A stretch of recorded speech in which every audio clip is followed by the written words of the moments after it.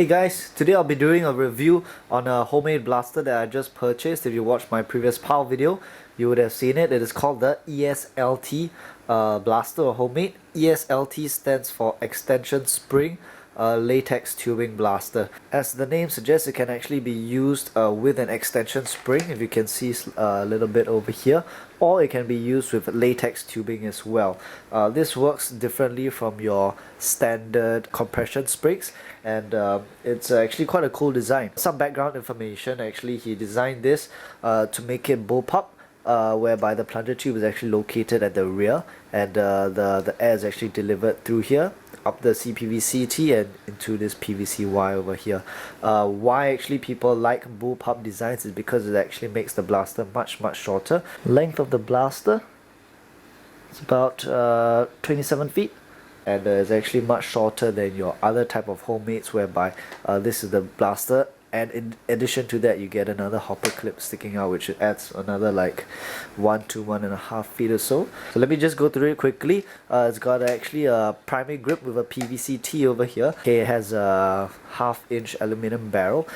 Before that is actually a CPVC stub. So if I do remember correctly, this kind of setup is supposed to be very optimal, whereby the starting of your Y, or rather your barrel setup, is actually tighter than the later portion, which is over here. This is of course the handle setup, which has a very comfortable and a nice trigger over here, as well as a handle. Over here is whereby the plunger links to the barrel setup. Over here I'm using actually a clear clip, which is my standard hopper clip sort of arrangement. Of course, clear clip so that you can see how many darts there inside, and link to a ball valve at the top. I don't particularly like CPVC end caps. I think it's slower, it's very troublesome, and you do actually run the risk of pulling the whole clip out when you're actually removing the CPVC, or rather the PVC end cap. At the back is a custom made shoulder stock. It is extremely comfortable. If I'm not wrong, this is McMaster foam, and actually Ryan molded it to your standard kind of stock shape, as you can see over here. Very comfortable. I love this a lot. If you choose the one with a stock, it is slightly more expensive than the one with a PVC-T. Yeah, but I think this is very worth it, getting the stock. Hey guys, here's my ESLT in its final form, and as you can see, I've done a few changes. I'll now go through the changes. Alright, for my barrel setup, I'm now using actually a PETG barrel, PETG. This is nested in 5/8 brass, and the good thing about 5/8 brass is exactly the same outside diameter, or OD, as the aluminium that Ryan was using. So it nests in this piece here perfectly. Yep, it's a very snug fit, and it will clip on very nicely. Okay, so inside is my PETG barrel nested inside. Over here is actually the same piece of CPVC, so yep, no change over here. At the back, okay, where the plunger tube, alright, which is over here, leads up to the barrel setup, I actually reduced quite a significant amount of dead space. Previously, right, okay, let me just remove this. Okay, previously there will be an end cap which stop about here, a stub of PVC which goes on until about here, and finally the Y, which is about here. So I probably removed about 2 to maybe 2.5 inches of dead space at the back, so that's actually improved the performance quite a bit. So yeah, channels the airflow better. Alright, there's no more duct tape over here because the whole PVC Y has been shifted back from here all the way to here. Okay, now I'm using rubber bands. Of course, does not really enhance the look, but I would say that the duct tape wasn't really very attractive in the first place. Okay, so let me just go through with you what the rubber bands do. Okay, the rubber bands at the front, this one is to help ensure that the barrel does not shift out of its original position, like when you're running, or okay, maybe when you wiggle the blaster to and fro. The one at the back is over here because when sometimes if the fit of the dart is too tight, okay, there's a tendency for the whole this whole piece from here onwards to actually pop out, because it's where the plunger leads to the barrel setup. So this one is to make sure it's held in place, and also to make sure that the fit from the CPVC to the CPVC-T actually has a good fit, so it's airtight. Alright, so yep, that's about some of the changes I've done.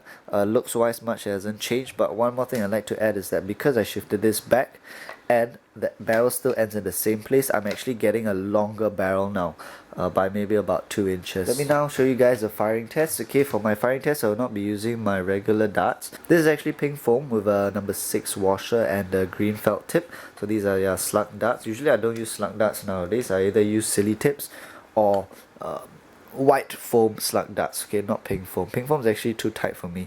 Alright, but why I'm using it is because here the CPVC barrel stub at the front is actually much too tight for my white foam, so I have to use this. Okay, I'll now show you guys the firing test. I'll be firing at the strife box over here, and after that I'll share with you guys my final thoughts on this blaster. Alright, so just prime it.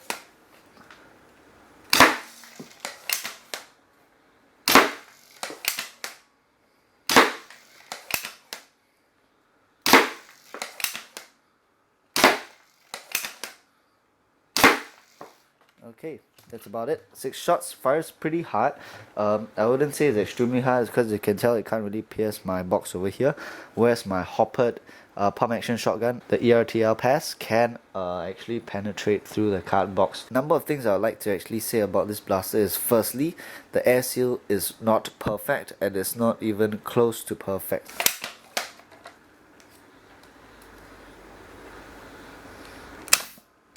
See, it just slows down the plunger by a bit, but if you can hear, it isn't the best seal, so I think that area can be improved upon. Next thing I do not like is the CPVCT. It's too straight, it's not really ergonomic. Ideally you want something that's angled and maybe slightly shorter. Of course you don't really need one that's too long. Yeah, okay. Next thing is actually the handle, which is my biggest qualm with this. Okay, Ryan used a 3D printer, and given that you use a 3D printer, I guess you can customize close to anything for the handle, but what he did was actually he made a handle that is super straight. As you can see here, it's almost perpendicular to the actual body of the blaster itself. And this is actually quite uncomfortable to hold. Most of the blasters that you see actually have an angled handle over here, which is much more comfortable. On top of that, maybe what you can improve upon is actually making this area more curved in slightly. This is just my views and my thoughts on this blaster. Of course, everyone has their own preferences, but for me I prefer a much more angled handle itself. So this one's actually very straight, as you can tell, in comparison to the PVCT4 grip. Okay, however, things I do like about this blaster is actually that I think it looks great. The whole homemade and the 3D printed parts actually go together very nicely. Okay, performance is not too bad, so I guess you get a high rate of fire, although the ranges aren't exactly very great. I do like the custom shoulder stock at the back. This is extremely comfortable, and it isn't really like your soft kind of Nerf arrow foam. So this is actually very dense and durable. So once it is actually depressed, you actually not stay in that form, it actually bounce back to its original shape. So this is very long lasting and very good. Okay, I also do like the smooth mechanics of this blaster. The whole catch system as well as the trigger system is performing very well. Okay, the click, rather the sound that it makes when it catches is very nice. Yeah, you can tell that definitely that's not going anywhere. You know, you're not going to get any misfires whatsoever. And the trigger system is also very comfortable and performs perfectly. Yeah, so that's what I like. That's my final thoughts on this blaster. Of course, if you guys do get your own, be sure to post it up and let me know your thoughts on it. Of course, if you can, link a video or share it on my channel, and be sure to check it out. Okay, so that's my review on the ESLT homemade done by Ryan McNumbers. Thanks for watching.